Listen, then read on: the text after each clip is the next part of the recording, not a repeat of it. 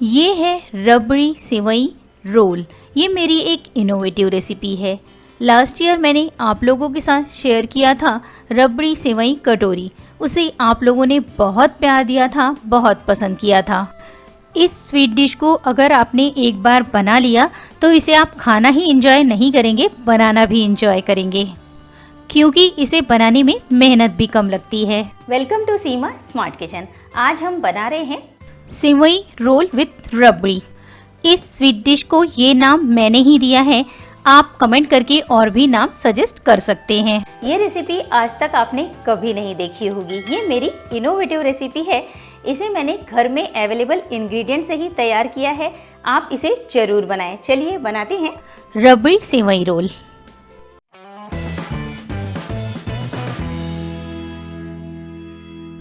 सबसे पहले हम बना लेंगे रबड़ी। रबड़ी बनाने के लिए मैंने यहाँ पे 800 ml दूध लिया है। मीडियम फ्लेम पे इसे लगातार चलाते हुए हमें कुक कर लेना है। जब इसमें एक उबाल आ जाए तब फ्लेम को लो कर दीजिए। लो फ्लेम पे कर देने के बाद भी इसे बीच बीच में चलाते रहना है और ध्यान रखें इसकी मलाई इसमें से अलग नहीं होनी चाहिए। दूध को हमें तब तक कुक करना है जब तक वो आधा ना हो जाए। लगातार चलाते रहने से इसमें की मलाई अलग नहीं होगी, रबड़ी का टेस्ट बढ़ जाएगा। अब इसमें डाल दीजिए केसर वाला दूध। मीन्स केसर के कुछ धागों को दूध में डाल के थोड़ी देर के लिए रख देना है, उसके बाद इसे इसमें ही डाल दीजिए। अब इसमें डाल दीजिए चीनी। मैं यहाँ पे 1/4 कप चीनी डाल रही हूँ। आप अपने टेस्ट के अनुसार कम या ज़्यादा डाल सकते हैं। चीनी डालते समय ही इसमें डाल दीजिए हाफ टी स्पून इलायची powder, chop dry fruits. Dry fruits में मैंने यहाँ पे काजू, बादाम, पिस्ता के छोटे टुकड़े लिए हैं, साथ ही लिए हैं चिरौंजी। ये आप कम या ज़्यादा डाल सकते हैं। अब फ्लेम को मीडियम टू हाई कर दीजिए। 2 से 3 मिनट और कुक कर लीजिए। फ्लेम बंद कर दीजिए। इसे एक दूसरे बर्तन में निकाल लीजिए। नॉर्मल टेम्परेचर पे आने दीजिए, उसके बाद फ्रिज में रख दीजिए ठंडा होने के लिए। रबड़ी रेडी हो चुकी है। अब हम सेवई रोल की स्टफिंग तैयार कर लेंगे। स्टफिंग बनाने के लिए एक पैन में आधा कप दूध डाल दीजिए और इसे हमें गर्म कर लेना है। दूध गर्म हो जाने के बाद इसमें डाल दीजिए 3 चम्मच चीनी। चीनी डालने के बाद डाल देना है इलायची पाउडर और 1 कप ग्रेट किया हुआ ड्राई कोकोनट। मैंने सूखे नारियल को कद्दूकस करके यूज़ किया है, आप चाहे तो मार्केट वाला भी यूज़ कर सकते हैं। टेस्ट को और बढ़ाने के लिए इसमें डाल दीजिए चॉप्ड काजू, चिरौंजी और पिस्ता की कतरन। फ्लेम को मीडियम टू हाई कर दीजिए। लगातार चलाते हुए इसे थोड़ा सा ड्राई कर लेना है। जब ये सूख जाए तब फ्लेम बंद कर दीजिए, या फिर तब तक कुक कर लीजिए जब तक ये थोड़ा सा स्टिकी ना हो जाए। स्टफिंग तैयार हो गई है, इसे एक बर्तन में निकाल लीजिए। थोड़ा सा ठंडा होने देना है, चलाते हुए ही ठंडा कीजिए। जब स्टफिंग थोड़ी ठंडी हो जाए, हाथों की सहायता से दबाते हुए स्टफिंग को ओवल शेप दे दीजिए। इस तरह से छोटे छोटे ओवल शेप की स्टफिंग बना के रख लीजिए।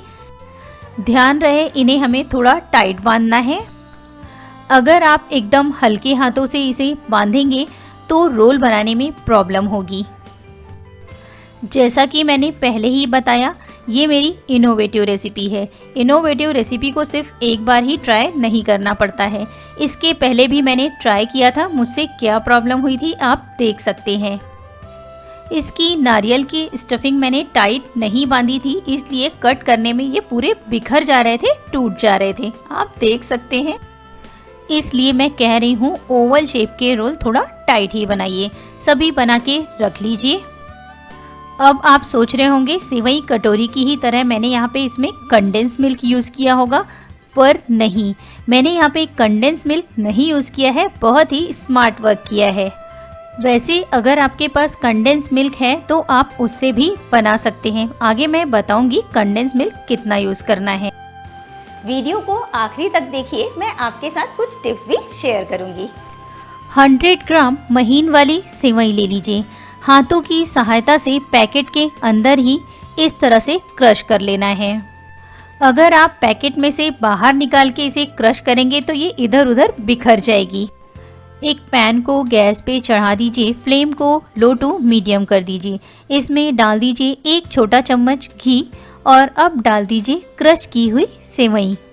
वैसे ये सेवई ऑलरेडी रोस्ट की हुई मार्केट से ऐसी ही आती है, फिर भी इसे थोड़ा सा भूनना जरूरी है, उसके बाद टेस्ट और बढ़ जाता है। पर अगर आपने रोस्टेड सेवई नहीं यूज़ की है तो थोड़ा सा ज़्यादा भूनना पड़ेगा। देखिए, जब सेवई का कलर इस तरह का थोड़ा ज़्यादा गोल्डन हो जाए, फ्लेम बंद करके सेवई को एक दूसरे बर्तन में निकाल लीजिए और ठंडा होने दीजिए। एक बर्तन में आधा कप दूध डालिए, फ्लेम को मीडियम टू हाई कीजिए और गर्म कर लीजिए। इसी समय इसमें डाल दीजिए 1/4 कप चीनी। चीनी डालने के बाद 2 से 3 मिनट कुक कर लेना है चलाते हुए। उसके बाद इसमें डाल दीजिए 1 पिंच बेकिंग पाउडर या फिर 1 पिंच बेकिंग सोडा, जिसे हम खाने वाला सोडा कहते हैं, वो डाल देना है और लगातार चलाते रहना है। ये देखिए, एकदम से दूध गाढ़ा हो गया है। हमारा होममेड कंडेंस मिल्क तैयार है।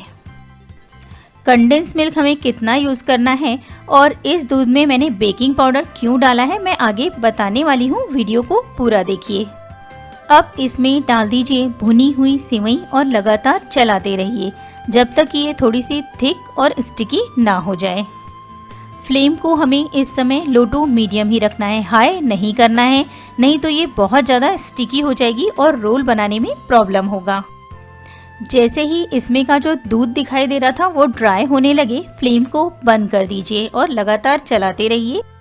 इसे सेट करने की प्रोसेस थोड़ी सी फास्ट करनी है। सेट करने के लिए सिल्वर फॉइल या फिर क्लिंग रैप लगा लीजिए।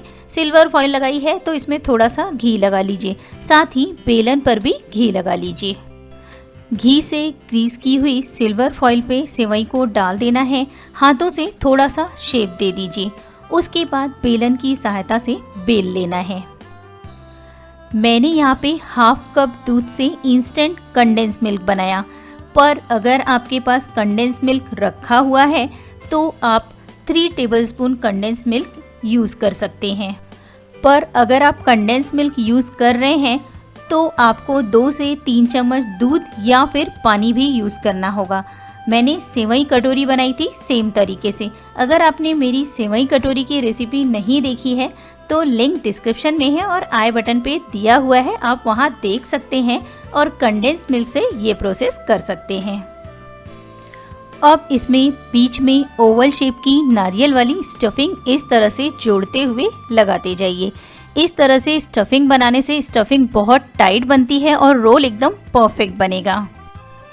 इस तरह से मैंने यहाँ पे 2 लाइन ओवल शेप वाली स्टफिंग की जमा दी है। आप भी इसी तरह से कीजिए या फिर एक मोटा रोल तैयार कीजिए और उसे लगा दीजिए। और अगर आप इसे और भी कलरफुल बनाना चाहते हैं तो स्टफिंग में फूड कलर यूज़ कर सकते हैं। अब इसका एक टाइट रोल तैयार कर लीजिए। ऊपर वाली सिल्वर फॉइल हटाते जाना है और फोल्ड करते जाना है, मीन्स इस तरह से राउंड में घुमाते जाना है। दोनों भी सेवई आपस में चिपक जाएगी। देखिए इस तरह से।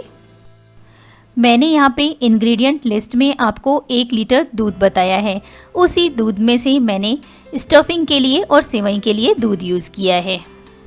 इस रोल को दोनों साइड से टाइट सील कर दीजिए और फिर उसके बाद बेलन की तरह इसे बेलते जाइए, मीन्स इस तरह से घुमा लीजिए, रोल और भी टाइट हो जाएगा। अगर आप इन छोटी छोटी बातों को ध्यान में रखते हुए सेवई रोल बनाएंगे तो आपसे सेवई रोल एकदम परफेक्ट बनेगा। अब तुरंत ही शार्प नाइफ से कट कर लीजिए। साइज आप अपने पसंद के अनुसार छोटा या बड़ा रख सकते हैं। इस तरह सभी रोल तैयार करके फ्रिज में आप 8 से 10 दिन तक स्टोर कर सकते हैं और जब भी कोई गेस्ट आए तुरंत ही रबड़ी के साथ इसे सर्व कीजिए। सर्व कैसे करना है वो भी मैं आगे आपको बताऊंगी। रबड़ी भी फ्रिज में रखी हुई है, इसे भी आधे से पौन घंटे के लिए फ्रिज में रख दीजिए। और एक बात ध्यान से सुनिए, अगर आप इस चैनल पे नए हैं सब्सक्राइब कीजिए और साथ ही बेल बटन प्रेस करना ना भूलें। ठंडा हो जाने के बाद फ्रिज में से निकाल लीजिए। सेवई रोल के ऊपर की सिल्वर फॉइल निकाल देना है। ध्यान रखें सिल्वर फॉइल का कोई भी पार्ट इसमें नहीं रहना चाहिए। अब एक प्लेट में 3 से 4 सेवई रोल डाल दीजिए और उसके ऊपर डाल दीजिए ठंडी ठंडी रबड़ी। रबड़ी भी आप अपने टेस्ट के अनुसार कम या ज़्यादा डाल सकते हैं। ऊपर से गार्निश कर दीजिए चॉप्ड ड्राई फ्रूट से और चाहे तो टूटी फ्रूटी से। इसे देखकर आ रहा है ना मुंह में पानी। इस तरह की और भी स्मार्ट रेसिपीज़ देखने के लिए बने रहिए सीमा स्मार्ट किचन के साथ। आपको स्क्रीन पर ये जो 2 रेसिपीज़ दिखाई दे रही हैं, इनमें से जो भी आपको पसंद हो क्लिक कीजिए। मैं वहाँ पे आपका वेट कर रही हूँ।